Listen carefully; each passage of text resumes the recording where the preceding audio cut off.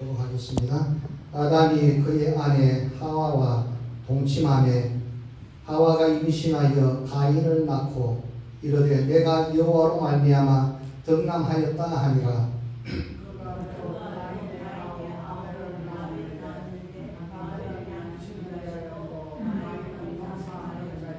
세월이 지난 후에 가인은 땅의 소산으로 제물을 삼아 여호와께 드렸고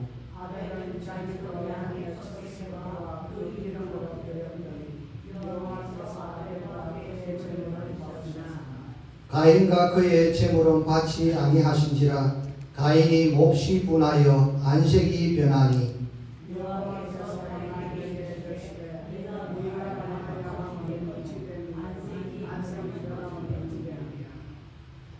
네가 선을 행하면 어찌 낯을 들지 못하겠느냐. 선을 행하지 아니하면 죄가 문에 엎드려 있느니라. 죄가 너를 원하나 너는 죄를 다스릴지니라.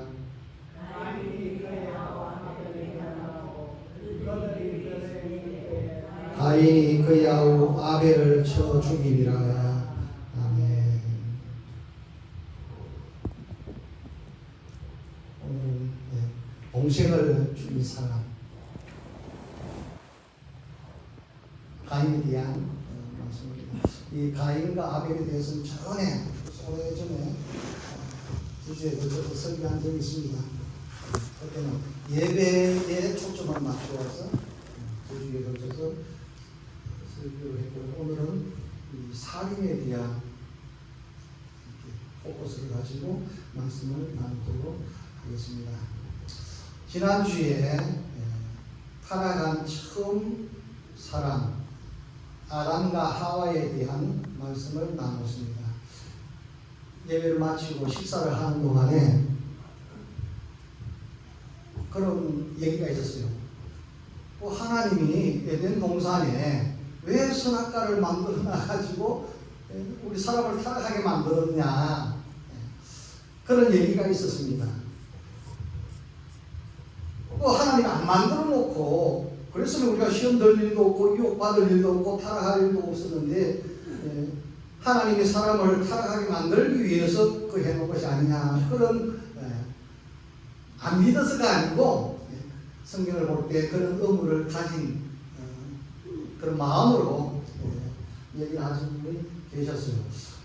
그때는 아무 설명도 못했고 가만히 돌아가서 생각을 해봤습니다. 왜 하나님, 저도 항상 그 생각을 하고 있었으니까요. 대부분 그런 생각을 합니다. 그거 없었으면 괜찮았을 텐데 그냥 그것 때문에 우리가 다 이렇게 된 거 아니냐, 그런 생각을 다 하잖아요. 가만히 이거 어떻게 설명을 해야 좀 우리가 이해가 될 수 있겠는가, 그런 마음으로 생각을 해봤어요. 그러면서 우리 한국 TV 드라마에 나올 수 있는 그런 스토리를 가지고 한번 이해를 하면 어떨까 하는 생각을 하면서, 대개 여러분 한국 드라마 보면 그렇잖아요. 재벌이 있고, 그죠? 그 아들과 또 가난한 아들이든 딸이든 사랑하고 그런 스토리가 많이 나오잖아요. 한국 드라마에. 그 재벌이 있는데 회장님이 계시면 그 아들이나 딸들이나 식구들이나 거기 있는 사람들은, 그 식솔들은 전부 다 아버지 덕에 모든 것을 다 누리고 살잖아요. 좋은 집에 살고 좋은 음식을 먹으면서 최고 좋은 차를 굴리면서 회사에서도 아버지 회사니까 높은 직책에서 많은 연봉을 받으면서 풍요롭게 모든 것을 누리며 삽니다. 근데 만약에 그 회장 아버지가 집에서 자식들에게 자기가 소중하게 여기는 뭔가가 있습니다. 뭔지 모르지만 하여간 그분이 소중하게 여기는 것, 식구들에게 내 모든 것을 다 누리고 살 수는 있으되 내가 귀중하게 여기는 이것은 손대지 마라, 넘보지 마라, 알려고 하지 마라, 이렇게 아버지가 말을 했습니다. 그러면 식구들은 어떻게 해야 됩니까? 회장님 아버지의 말에 따라야 돼요?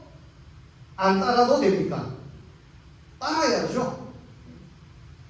내가 아버지 덕에 지금 살고 있잖아요. 근데 그 아버지가 아주 중요하게 여기는 이 물건을 내가 넘보거나 뭔지 알아보고 싶어 하고 내가 갖고 싶어 하고 이러면 이것은 자식의 도리가 아니죠. 근데 못된 자식이 탐이 나가지고 그러거나 말거나 내가 그냥 한번 잃어봐야 되겠다, 알아봐야 되겠다, 내가 가져야 되겠다 하고 그것을 훔치거나 넘보면 아버지가 어떻게 했어요? 그래 괜찮아 이러겠어요? 아니면 혼을 내겠어요? 혼이 나는 거죠.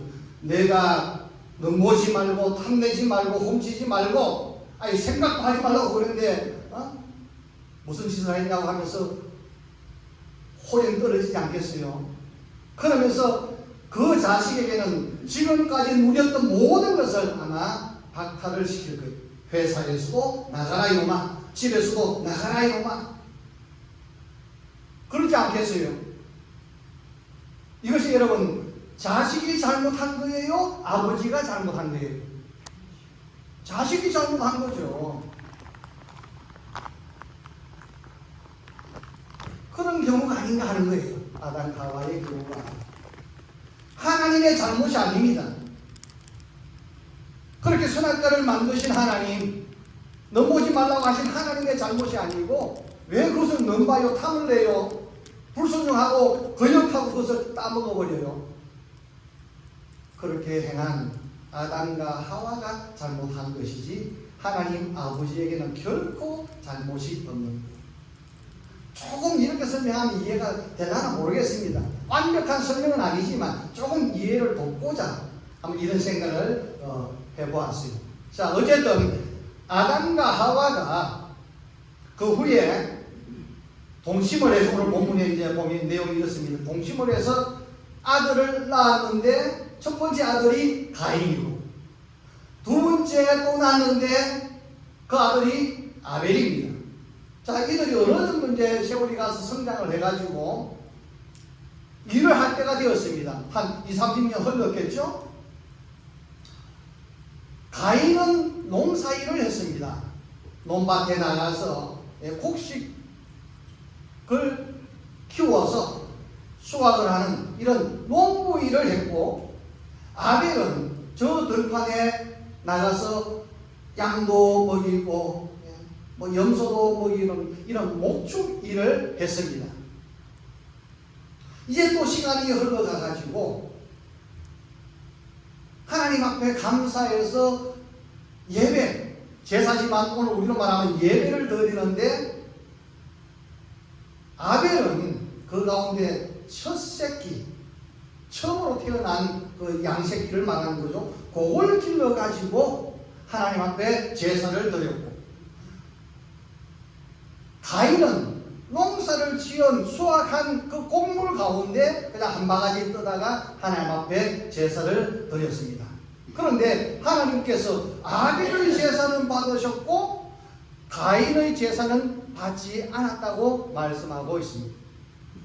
자, 여기서 우리가 한 가지 생각할 수 있는 것은 하나님 앞에 제사를 드리면 하나님께서 받으시는 예배가 있고 받지 아니하시는 예배가 있다라고 하는 사실 믿으시면 아멘하십시오. 아벨의 제사는 받았고 가인의 제사는 안 받았잖아요. 그러니까 같은 제사를 드려도 하나님이 받으시는 제사가 있고 받지 아니하시는 제사가 있다라고 하는 사실입니다.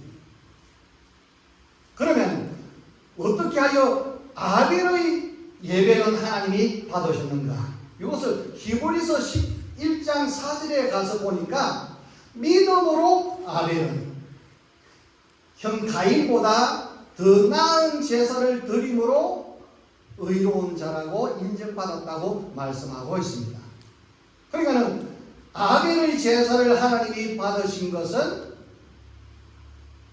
믿음으로 드렸기 때문에 받으셨다는 것이고, 가인의 제사를 안 받으신 것은 믿음 없이 드렸기 때문에 안 받았다고 성경은 말씀하고 있다. 좀 지난 다음에 본론에 들어가서 조금 설명을 드리겠습니다. 그러니까 오늘 우리가 예배를 드리는 것도 마찬가지예요. 하나님 앞에 예배를 드릴 때 하나님이 내 예배를 받으시는 예배가 있고 하나님이 안 받으시는 예배가 있는데, 하나님이 받으시는 예배는 우리가 어떻게 드려야 되느냐 하면 믿음으로 드려야 되는 겁니다. 할렐루야. 요한복음 4장 23절에서 하나님은 영이시니 예배하는 자는 영과 진리로 예배할지니라, 이렇게 말씀하고 있습니다.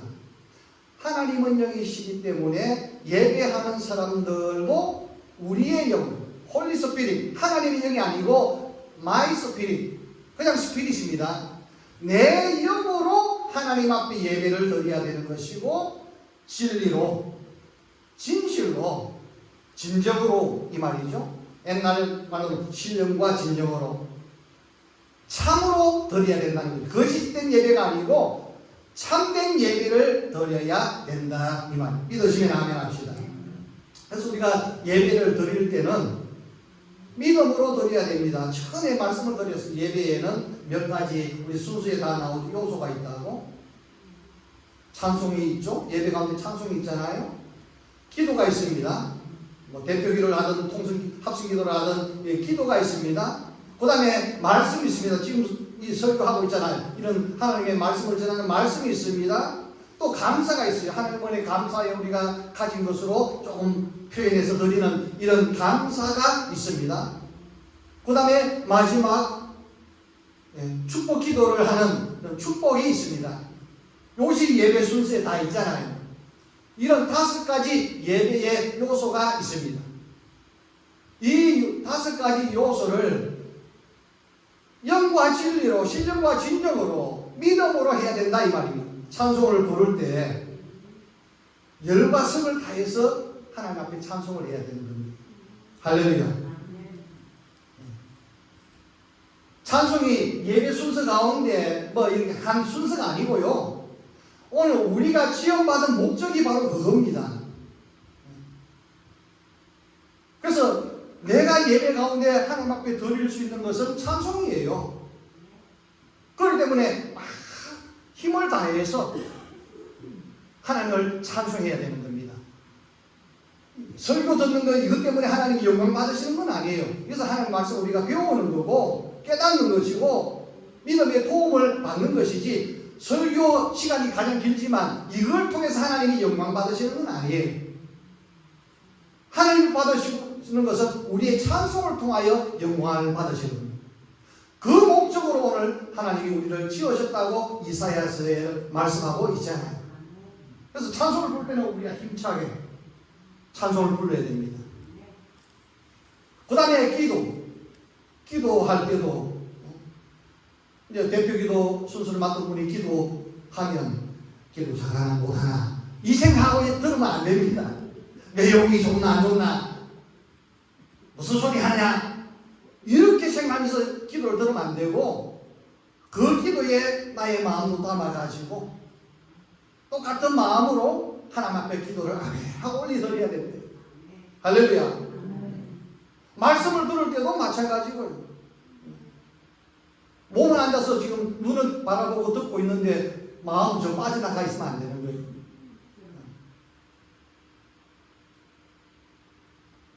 또 설교들은 저 누구 보고 하는 소리다, 이렇게 들어도 안 돼요.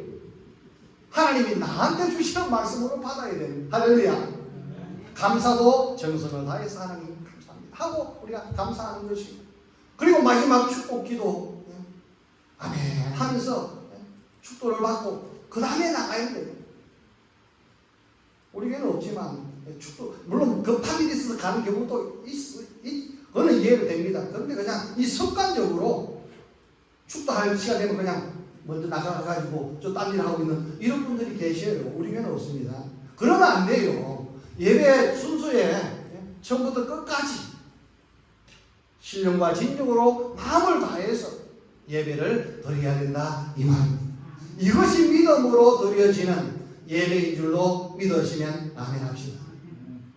아벨은 그런 믿음으로 예배를 드렸어요. 그래서 하나님이 받았습니다. 그런데 가인은 그런 믿음 없이 그냥 의무부영 대충 그냥 드렸습니다. 하나님이 안 받았습니다.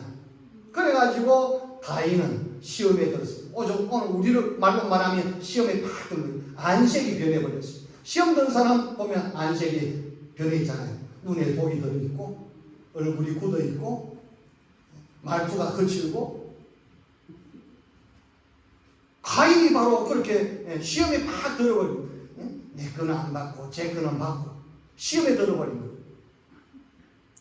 여러분, 우리가 신앙생활 하면서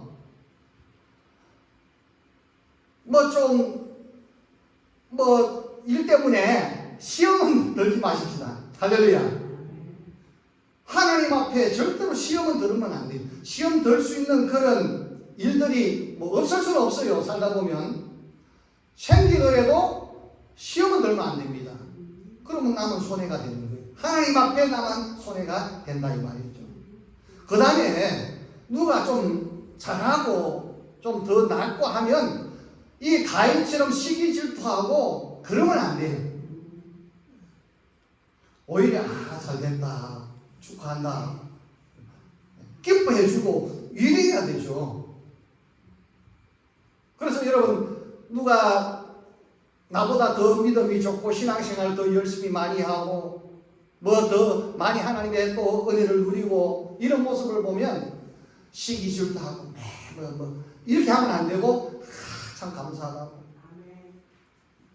기뻐해야 될 줄로 믿으시면 아멘 합시다. 절대로 신앙생활 하면서 다른 사람을 시기의 대상, 질투의 대상으로 보면 안 되고 오히려 내가 도전을 받고 선한 경쟁, 그런 마음을 가져서 나도 저렇게 해야지, 나도 저 모습으로 더 열심히 해야지, 그것보다 더 내가 더 잘해야지, 이런 도전으로 삼아야 될 줄로 믿으시면 아멘 하시다.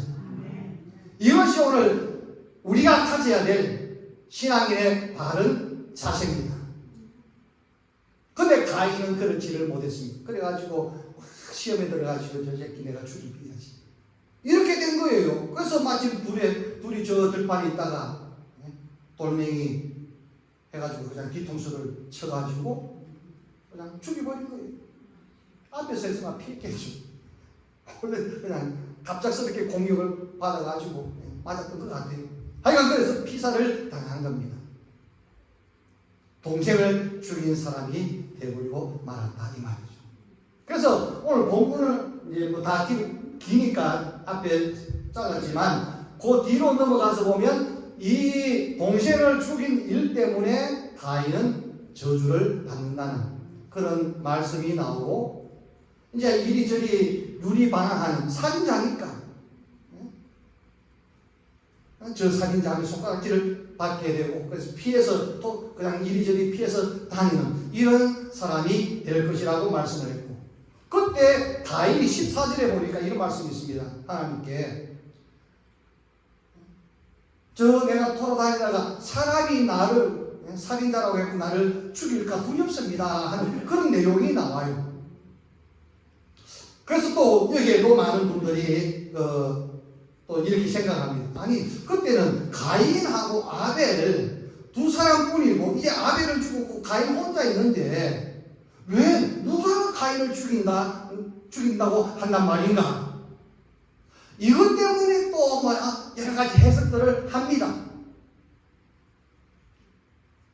그래가지고 가인을 죽이려고 한다는 사람을 진짜 사람이 아니고 저 짐승일 것이다 이렇게 해석을 하는 사람도 있고, 또 저 사탄 마귀일 것이다 이렇게 해석하는 사람도 있고, 그냥 자기 스스로 두려운 공포 때문에 그럴 것이다 이렇게 하면서 말하는 사람들도 있고, 가장 정통적인 해석은 뭐냐면 가인과 아벨 외에 기록은 안 되어 있지만 더 많은 아담의 후손들이 지금 번성에 있을 것이라는 것이 이게 정통적인 해석입니다.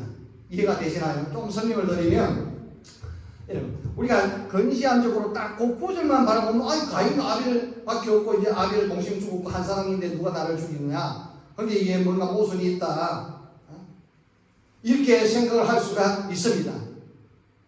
그러나 우리가 여기에서 그 당시 수천 년 전, 예? 그 당시를 우리가 한번 생각해 보면, 자, 아담과 하와가 몇 세까지 살았냐면, 내 갑자기 생각이 안 나는데, 5장에 넘어가서 보면 이런 말이 나옵니다. 5장 4절에 나옵니다. 아담은 셋을 낳은 후 800년을 지내며 자녀들을 낳았으며 그는 930세를 살고 죽었더라. 930세. 가인과 아벨을 낳은 다음에 800년을 살면서 자식을 낳았습니다. 자, 그러면 가인과 아벨을 놓고 나서 자식을 그러면 당분간 안 낳았었겠느냐? 이게 아니고 계속 낳았다 이 말입니다. 아니 그 당시에 거진 1000년 가까이 살 수 있을 그런 아마 이런 이 환경이 그랬던 것 같아요. 우리가 다 뭐 이해를 못하지만 이 지구의 환경이 사람이 오래 살 수 있도록 건강하게 아프지 않고 살 수 있는 그런 환경이었던 것 같아요. 그러니 900살 가까이 전부 다 살았잖아요. 그 당시에 창세기 보면 한 30살에 아담과 그 이전에도 뭐 둘밖에 아담과 하와 둘밖에 없었을 때니까 성적으로 눈을 뜰 수 있는 나이가 뭐 한 20세 전후부터 되잖아요. 아담과 하와가 20세든 30세든 그때부터 가인을 낳고 아벨을 낳고 끝난 것이 아니고 그 후에도 두 분이 동침만 하면 그냥 임신이 된 거예요. 그 당시 무슨 피임 도구가 있었겠어요? 뭐 피임약을 먹었겠어요? 아니면 아담이 뭐 정관 수술을 했겠어요? 그냥 잠만 자면 자식이 붕붕 생길 때입니다. 건강하죠. 오래 살 수 있을 그런. 요즘 뭐 우리 70년 80년 되면 다 우리가 다 이제 힘이 빠지고 기력도 약해지고 뭐 여성분들은 아예 뭐 생산할 수 있는 능력도 없어지고 그렇잖아요. 근데 그때 수백 년 살 때니까 얼마나 막 정력도 있고 기운도 세고 건강하고 그랬겠어요. 잠만 자면 아가 생기는 거예요. 자, 그럴 때니까 왜 그러냐면 오늘 본문 넘어가서 16절에 보면 가인이 에덴의 동쪽 노스의 땅에 가가지고 뭐 했냐면 아내를 맞이해서 또 자식을 쭉 낳는 모습이 나옵니다. 그러니까 이미 가인 그때 이후에 그 사방 온 근처에 자손들이 퍼져 있었다 이 말이잖아요. 이해가 되시죠? 여러분 성경은 누가 누구를 낳고 막 일일이 막 필요 없는 인물들까지 다 기록한 족보가 아닙니다.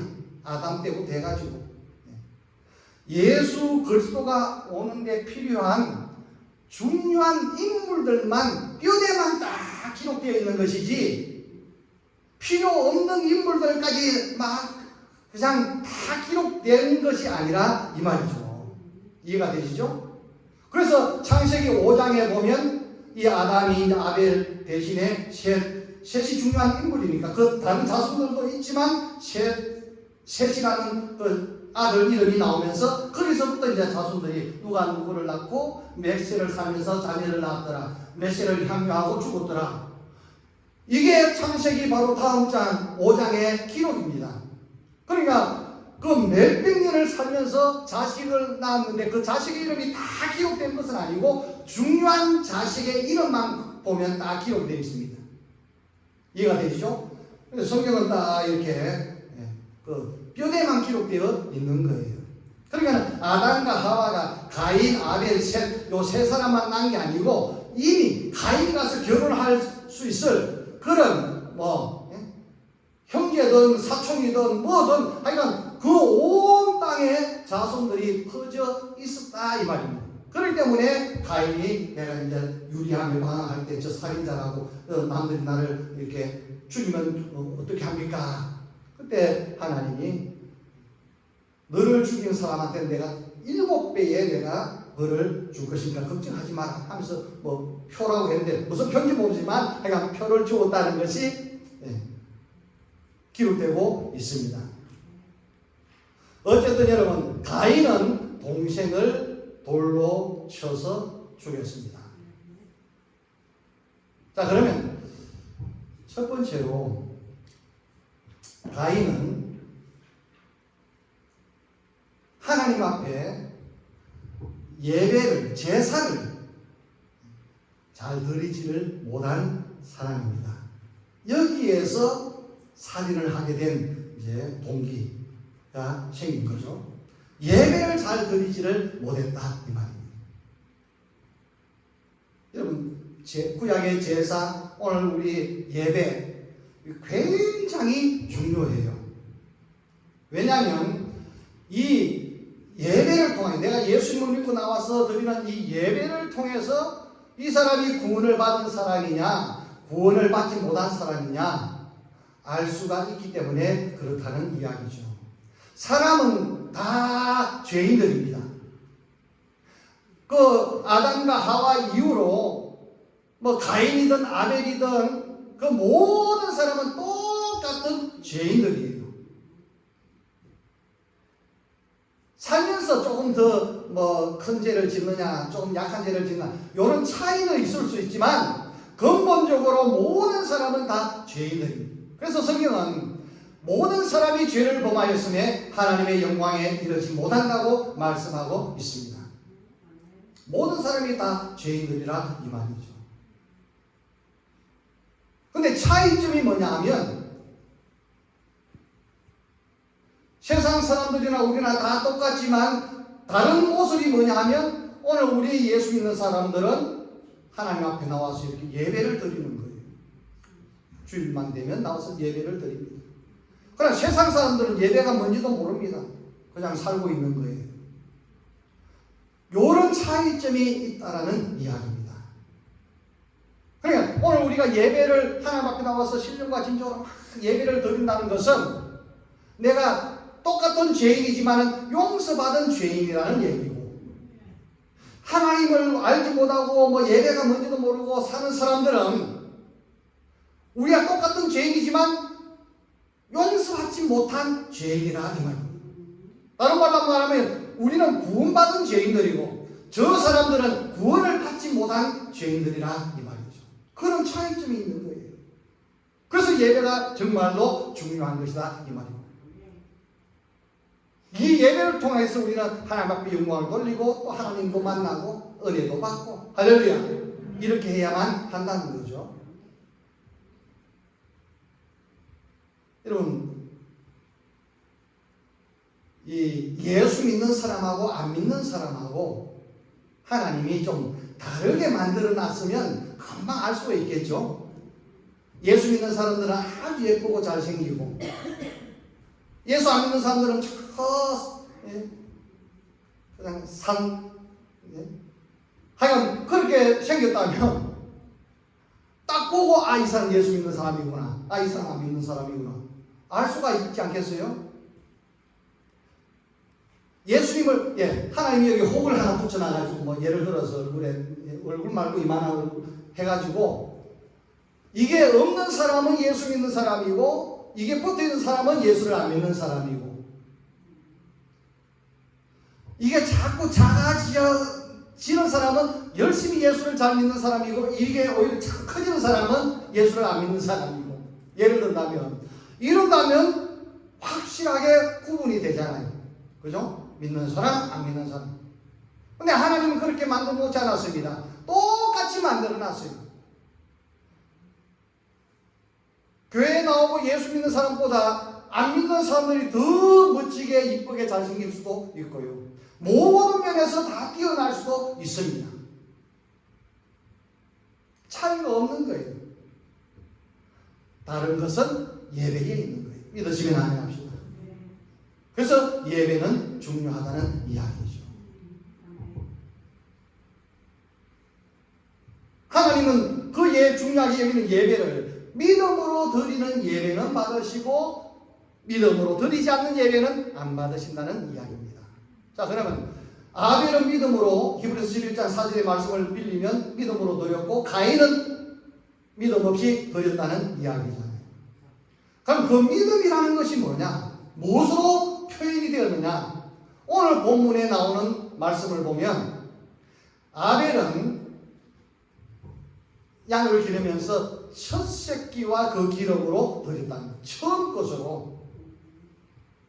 요 차이입니다. 요 차이.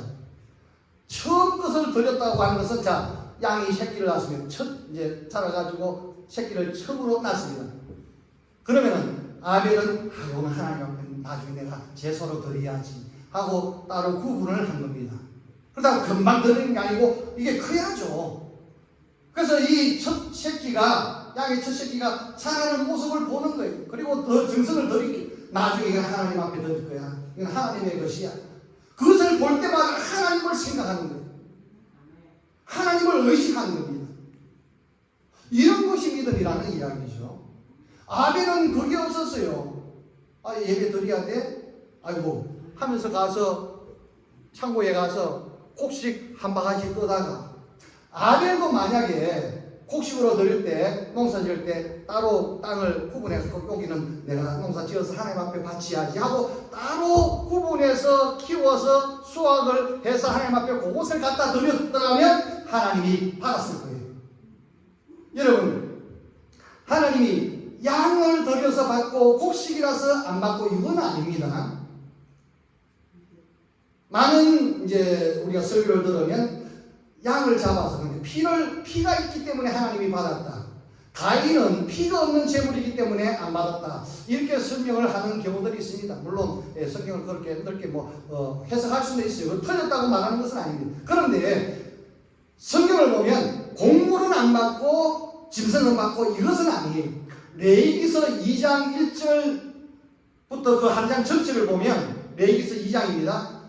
소재에 대한 말씀이 한 장에 걸쳐서 기록하고 있습니다. 소재, 그레인 오퍼링. 곡물을 하나님 앞에 헌물로 드리는 것을 소재라고 하는 거예요. 곡식을 하나님 앞에 불에 태워서, 양을 불에 태워서 연기로 드리는 것처럼 곡식을 불에 태워서 연기로 드리는 것을 소재라고 합니다. 이것을 화제라고 합니다. 불에 태워서 제사를 드리는 것, 화제라고 합니다. 소재. 그 다음에 밀가루, 그것을 가지고 빵을 만들어서도 하나님 앞에 그 보니까 제사를 드렸습니다. 근데 누룩은 넣지 않고, 누룩 없이 소금만 조금 간을 해가지고 그냥 밀가루로 구워서 하나님 앞에 드리라는 거죠. 누룩은 넣지 말고. 이게 바로 소재입니다. 그러니까 곡식으로도 얼마든지 하나님 앞에 제사를 드릴 수가 있습니다. 소나 양을 잡을 수 없는 형편에 있는 사람들. 그러니까 가인은 곡식이라서 안 받고 아벨은 양이라서 받고 이것은 아니라는 이야기죠. 아벨은 어릴 때 새끼가 태어날 때부터 구별해가지고 키우는 동안 정성을 들이고 하나님 생각하면서 드렸기 때문에 하나님 그것을 믿음으로 보신 겁니다. 가인은 그런 거 없이 그냥 막 먹고 마시고 즐기고 놀다가 저 드려야 돼 하고 딱 가서 드렸기 때문에 하나님은 그것을 믿음으로 보지 않고 안 받았다 하는 이야기죠. 그래서 우리가 예배를 드릴 때 믿음으로 드리는 예배는 일주일, 오늘 예배 드리고 와서 일주일 생활하는 동안에도 하나님을 의식하고 사는 거예요. 하나님을 순간순간 생각하면서 사는 겁니다. 그 다음에 다음 주일 되면 내 교회 가야지. 이런 마음으로 한 주를 생활하다가 교회 나와서 예배를 드리는 이런 예배를 하나님은 믿음의 예배로 받으실 줄로 믿습니다. 한 주간 살면서 전혀 하나님 생각도 안 하고 어디 있는지 그냥 까먹어버리고 그냥 자기 멋대로 그렇게 살다 교회 가야 돼? 이게 왜 이렇게 빨리 와? 오늘 이분 옷이 없네. 시간은 왜 이렇게 빨리 가? 그러면서 교회에 나오면 그 믿음의 예배라고 할 수가 있겠냐는 말이죠. 차분한 마음으로 하나님 생각하면서 일주일을 준비하면서 주일날 뭐 입고 갈까 미리 또 이렇게 생각도 해놓고 미리 일어나서 또 준비도 하고 그리고 차분한 마음으로 나와서 하나님 앞에 예배 기도하면서 준비하면서 예배를 드릴 때 하나님께서 기뻐 받으시는 예배가 될 줄로 믿습니다. 두 번째로, 이 가인은 마음에 죄의 이런 마음이 들어오는 것을 다스리지를 못한 거예요. 오늘 말씀에 나오잖아요. 7절에 죄의 마음이 이렇게 드는 것은 막을 수가 없습니다. 아담과 하와가 타락한 이후로 그때부터 인간은 죄성을 가지고 다 태어나기 때문에 순간순간 그런 마음이 듭니다. 근데 그럴 때마다 내가 믿음으로 말씀으로 이것을 내가 다스리고 누르고 해야 되는데 가인은 다스리지를 못한 거예요. 그래가지고 그냥 동생까지 그 미움 감정 때문에 동생을 죽여버리게 되었다는 거죠. 여러분, 우리도 살아가면서 순간순간 얼마나 많은 죄악된 그런 생각들이 들 때가 있습니까? 이제 뭐 연세가 드시면 좀 덜하겠지만 젊은 사람들은 여자 보면은 그냥 생각이 들. 젊은 여성분들도 또 좋은 멋진 남자 보면 또 생각이 들 수도 있는 거고. 그런 생각도 들잖아요. 이런.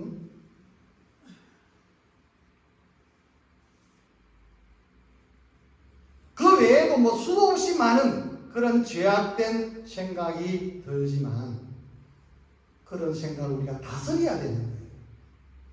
그것을 안 다스리고 내가 그렇게 그냥 다스림을 당해버리면 타락하게 되는 겁니다. 타락이 뭐라고요? 올바른 길에서 나쁜 길로 그냥 빠진 것. 이게 타락이거든요. 그렇게 되어버린다 이 말이죠. 다스려야 된다는 거죠. 여러분, 사실 누구에게나 이런 갈등은 다 있습니다. 사도 바울도 똑같은 갈등을 당했어요. 성경에 보니까 로마서 7장 22절 이하에 보니까 이 한편으로는 내가 하나님의 법을, 하나님의 말씀을 따라야 되는데 내 속에 다른 지체가 있어가지고 나는 자꾸 또 죄악된 것으로 나를 이끌어 간다 하면서 오라 나는 공고한 사람이로다. 누가 이 사망의 몸에서 나를 건져내랴. 탄식을 했습니다. 그러나 나를 이기게 하신 하나님께 감사하나이다. 이렇게 말씀하고 있더라고요. 여러분, 사도 바울 같은 분도 그런 갈등을 똑같이 느꼈어요. 우리와 같은 그런 갈등을 다 느끼면서 그 위대한 바울도 느끼면서 살았습니다. 그런데 가인과 바울의 차이점이 뭡니까?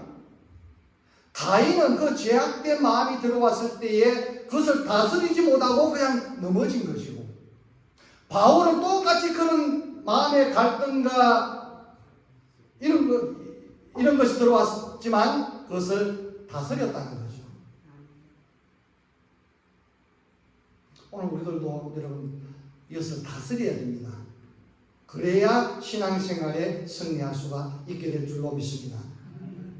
미운 생각이 들 수는 있어요. 우리 다 사람이니까. 그러나 그냥 다스려야 되는 거예요. 화가 안 날 수는 없죠. 살다 보면. 그러나 그 화를 내가 다스릴 수 있어야 되는 것이고, 어떤 죄를 짓고 싶은 마음이 들 수도 있습니다. 그러나 내가 다스릴 수 있어야 되는 것이고. 할렐루야. 잘 다스리는 사람이 인생에 또 신앙생활에 승리하는 사람인 줄로 믿습니다.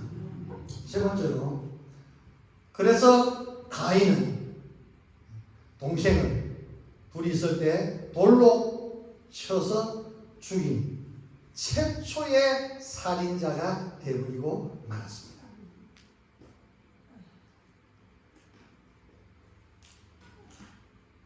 여러분, 지금 아담과 하와가 이제 동침을 해가지고 첫 번째 태어난 아들이 가인입니다. 둘째가 죽임당한 동생 아벨이고, 인류 역사 가운데 엄마 뱃속에서 처음으로 태어난 사람이, 엄마의 젖을 처음으로 빠른 사람이 살인자가 되어버렸어요. 그것도 그 침 바로 아래 동생을 죽인 살인자가 되어버리고 말았다 이 말입니다. 이때부터 인류의 역사는 가인과 같은 부류가 있고 아벨과 같은 부류가 있게 된 것 같아요. 여러분, 오늘 우리는 뭐 사람은 죽이지 않습니다. 근데 성경에 보니까 요한일서 보니까 형제를 미워하는 자마다 살인하는 자니, 살인하는 자는 그 속에 영생이 없나니라 이렇게 말씀하고 있습니다. 내가 직접 사람은 안 죽이지만 마음속에 누군가 미워가지고 꼴도 보기 싫고 막 이러면 벌써 마음에 살인을 하는 사람이라고 우리 주님은 우리를 진단하신다는 거죠. 왜? 주님은 우리의 이 중심을 보시기 때문에, 마음 중심을 보시기 때문에 마음에 미운 감정을 품고 살면 살인하고 사는 사람입니다. 그래서 우리 예수 믿는 사람들은 아무리 눈꼴 사나운 사람이 보일지라도 정말 좀 미워 죽겠어, 그냥 꼴도 보기 싫어, 이러고 살면 안 돼요. 그냥 저 사람은 저 사람 인생이다, 나는 내 인생이다, 이렇게 보고 넘어가야 돼요. 믿으시면 아멘 합시다. 내 기준에 맞추니까 못마땅하고 믿게 보이는 거예요.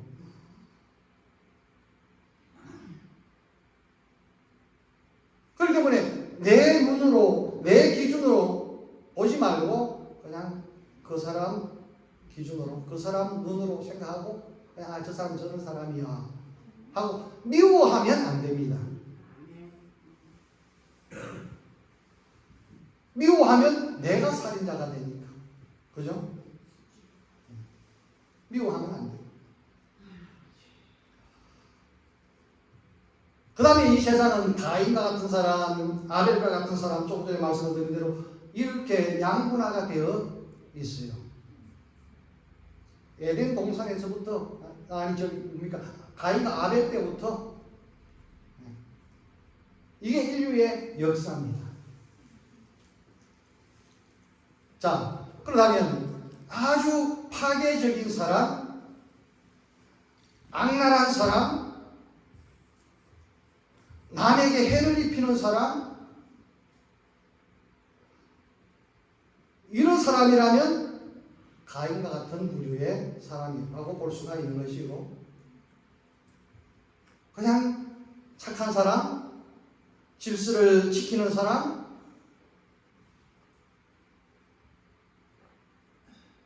마음이 악하지 않는 사람, 이런 사람이라면 이런 사람은 아벨과 같은 사람이라고 할 수가 있겠습니다. 나는 어떤 부류의 사람일까요? 오늘 아침에 제가 이제 트럼프 대통령이 내일이죠? 취임을 하잖아요. 이미 워싱턴 DC에는 수도 없이 많은 사람들이 보니까 가 있더라고요.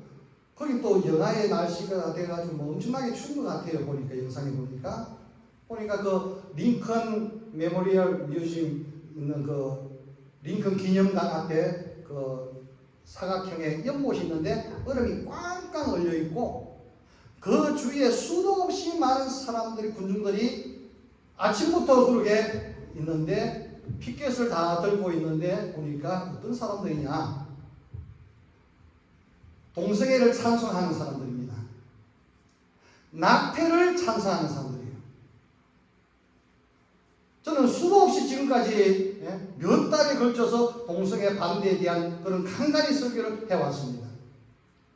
우리 기독교의 가치관에서 벗어난, 하나님 말씀에서 벗어난 창조의 질서를 거스르는 것이라고.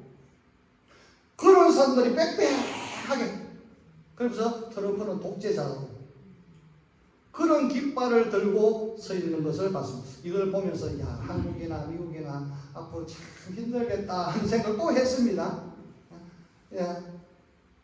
또 대통령 하는 내내 그런 모습이 있을 거 아니에요. 어디 또 폭동이 일어날 수도 있는 것이고요. 참 대통령 하기 힘들겠다 하는 그런 생각을 해봤습니다. 여러분, 낙태가 뭡니까? 이게 살인이에요. 살인. 낙태는 이 엄마 뱃속에 있는데 이걸 치우는 것을 말하는 거잖아요.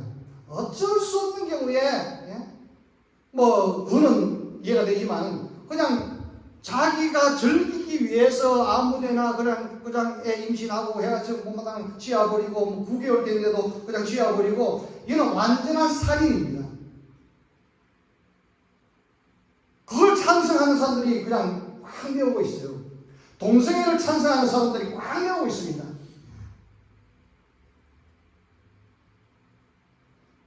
동성애는 여러분 인류의 질서를 파괴하는 것이고 하나님의 창조를 파괴하는 거예요. 성은 남자와 여자밖에 없는 거예요.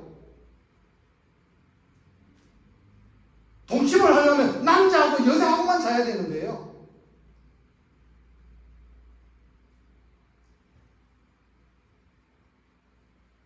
그런데 그런 사람들이 대규모로 모여가지고 반대하는 그런 모습을 봤습니다. 그런 모습이 바로 가인과 같은 모습이에요. 창조의 질서를 파괴하는 거예요. 인류의 질서를 파괴하는 겁니다. 하나님의 말씀을 파괴하는 거예요. 가정을 파괴하는 거예요. 남자와 남자, 여자가 여자, 그 온전한 가정입니까? 나중에 되면 가정도 없어지죠. 자식이 없는데 뭐 후손이 없고 인류는 없어지는 거죠. 그렇게 다 그러고 산다고. 그래서 그건 안 된다고 지금까지 말씀을 드렸던 거예요.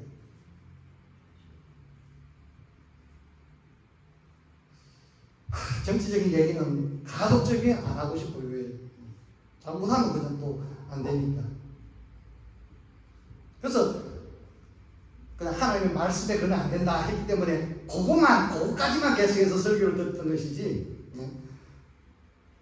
하여간 그것을 찬성하는 그런 사람들이나 그것을 법적으로 정책적으로 내세우는 그런 정당이 있다면 우리는 거기에 동의할 수 없고 찬성할 수 없고 표를 줄 수가 없다 이 말입니다. 이해가 되시죠? 한국도 지금 마찬가지예요. 양분화가 되어 있습니다. 양극화가 되어버리고 말았습니다. 미국이나 한국이나 가인과 아벨의 싸움이에요. 다 거슬러 올라갑니다. 여기에 우리는 어느 편에 설 것인가 하는 거죠. 그 기준으로 우리는 신앙생활을 해야 되고 세상을 바라봐야 되고 정치를 우리는 바라봐야 된다 이 말이죠. 잘하고 못하고는 다 거기에요. 대통령을 하려고 하는 사람 누가 나와도 따지고 보면 그 놈이고 다 똑같아요. 다 죄가 있고 마찬가지예요. 그러나 우리는 신앙의 눈으로 어떤 사람이 좀 더 우리 기독교에 우호적이고 성경의 가치관에 좀 더 가깝고 이것을 기준으로 우리는 생각해야 된다 이 말이죠.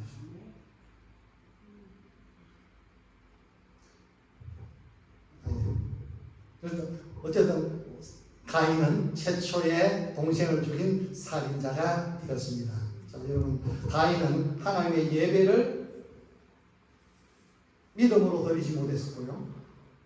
가인은 죄의 소원을 다스리지를 못했고요. 가인은 동생을 이기지 못했고 죽여버린 살인자가 되었습니다.